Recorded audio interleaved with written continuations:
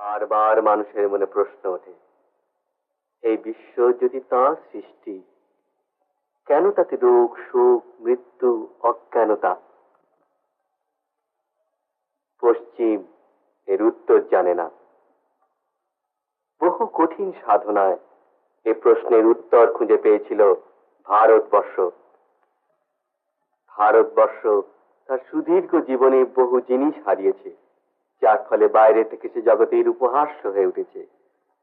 কিন্তু এই সব কিছু হারানোর মধ্যেও ভারতবর্ষ আঁকড়ে ধরে আছে জীবনের মর্মমূলের তত্ত্বকে, যাকে সে বলে ধর্ম, যেখানে সে অপরিবর্তনীয়, অদ্বিতীয়, অমর। আমি সেই অমর ভারতবর্ষের মর্মমানই বহন করে এনেছি। তোমাদের এই জড়বাদী পাশ্চাত্য সভ্যতা, যার গর্ব তোমরা করো, যার গর্বে তোমরা মনে করো তোমরা ছাড়া আর সবাই অসভ্য, বর্বর, কুসংস্কারাচ্ছন্ন, তোমাদের সেই পাশ্চাত্য সভ্যতার সঙ্গে অচ্ছেদ্যভাবে জড়ানো আছে নির্লজ্জ বর্বরতা, নিষ্ঠুর যুদ্ধ পিপাসা, পররাজ্য পীড়ন। মাফ করবেন স্বামীজি, আপনার কথা মানতে পারলাম না। জানি তুমি মানতে পারবে না। কি করে জানলেন? তোমরা ইংরেজ দ্বীপে তোমরা জন্মেছ।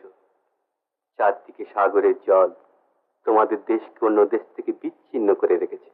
তোমাদের মনও সেই দ্বীপের মতো বিচ্ছিন্ন, আলাদা। নিজেদের মতকে তোমরা এত বড় করে দেখো যে অপরের মতকে তোমরা গ্রহণ করতে পারো না।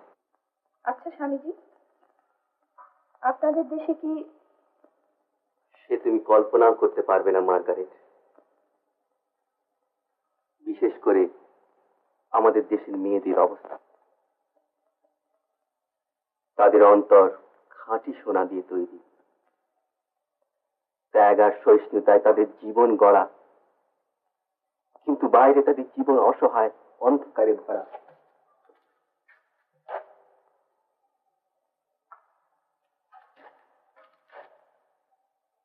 সেই অন্ধকারে লক্ষ লক্ষ মেয়ে প্রতীক্ষা করে আছে, যদি তোমাদের পশ্চিমের কোনো মেয়ে এসে তাদের পাশে দাঁড়ায়, তাদের পথ দেখিয়ে দেয়।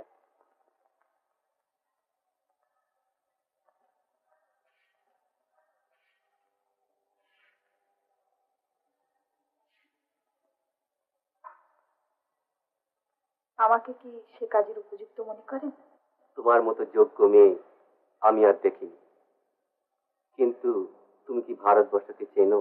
আপনি আমায় চিনিয়ে দেবেন। এ কাজ যে নেবে তাকে পরিপূর্ণভাবে আত্মসমর্পণ করতে হবে।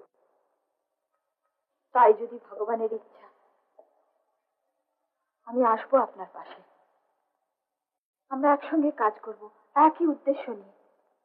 মার্গারেট, আমি সন্ন্যাসী।